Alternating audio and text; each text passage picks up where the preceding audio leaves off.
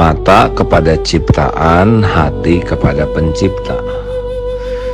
Allah Al-Khaliq, pencipta segala-galanya. Segala yang ada di langit, bumi, berikut segala isinya adalah ciptaan Allah Subhanahu wa Ta'ala. Dialah yang maha menciptakan, dia yang mendesain, dia yang membuat, mengurus, membentuk rupa.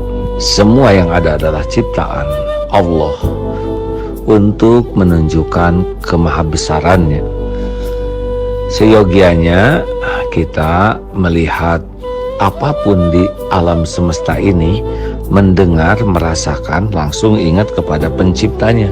Itulah sebetulnya yang paling tepat yang harus kita lakukan, karena semua yang ada di alam semesta ini adalah menunjukkan kemahahebatan, kemahaagungan, kemahakuasaan, kemahaperkasaan Allah Subhanahu wa Ta'ala. Seharusnya semuanya adalah sarana zikrullah kita.